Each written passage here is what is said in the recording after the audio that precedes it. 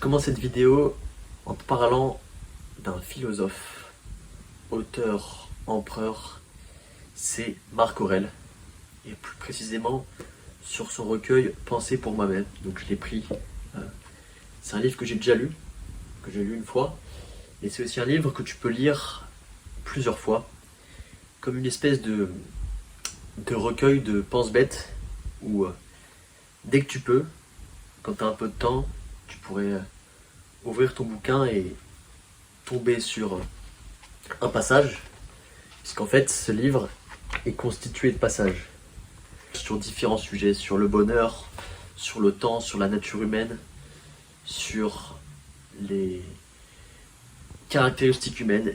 Il y a énormément de sujets qui sont évoqués, et tout ça c'est en lien avec le stoïcisme. Marc Aurèle, c'était un des plus grands empereurs de l'Empire romain, mais qui était réputé non seulement pour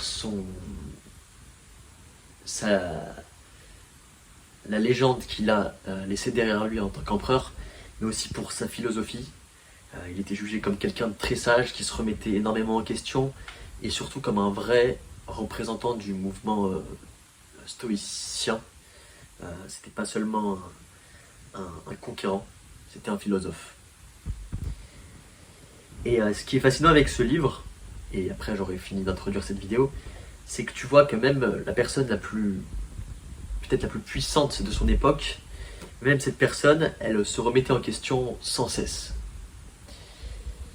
Et il ne savait pas forcément que son livre allait être plus tard repris, réédité des dizaines de fois, traduit dans plein de langues, et qu'il allait avoir un succès fou. Il ne le savait pas. Lui, il écrivait ça pour lui, il écrivait ça pour progresser, et il écrivait peut-être tous les jours.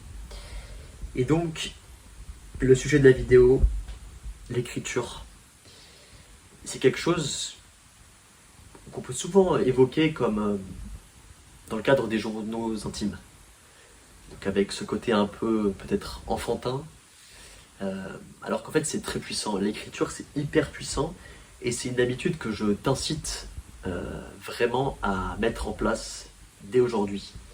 C'est surpuissant et bénéfique pour plein d'aspects. La première chose, c'est qu'en écrivant, ça te permettra de garder des souvenirs pour toi quand tu seras plus vieux, et que tu n'auras plus forcément ta mémoire pour tout te remémorer, mais tu auras ça sur un papier, tu pourras en prendre conscience, en prendre connaissance, et ça te rappellera des belles années vécues. Et au-delà de toi, ça peut aussi être un héritage que tu pourras laisser à tes enfants, à tes petits-enfants. Et là, j'ai le bon exemple de ma mère qui a, c'est un peu personnel, mais qui a écrit une biographie sur ma grand-mère pour lui faire ce cadeau à Noël. Et elle a donné un ouvrage à chacun des petits-enfants de ma grand-mère. Et en fait, on a découvert énormément de choses en lisant ce livre. Et tu te rends compte que tes grands-parents, ta famille, peu importe la personne, tu les connais pas vraiment. Et tu les connais, et tu pourras les connaître que si tu as une histoire sur eux. Une histoire qui est écrite à la troisième personne, par exemple, à la première personne, où il y a des histoires parfois invraisemblables, mais que tu pourras découvrir. Donc ouais, pour laisser un héritage, pour garder des souvenirs, ça a déjà un pouvoir exceptionnel. Je dirais que c'est aussi génial pour mener une réflexion. Pour mener une introspection, c'est quelque chose que j'ai évoqué plusieurs fois dans des vidéos, c'est de dire qu'on vit aujourd'hui dans une ère de l'instantané, une ère du bruit, une ère où ton attention est sans cesse happée. Et c'est pour ça que ça peut être important de prendre des moments pour toi, et notamment grâce à l'écriture, pour réfléchir sur ce que tu veux faire, sur ce que tu as pu déjà accomplir, sur des choses positives comme négatives. Vraiment, le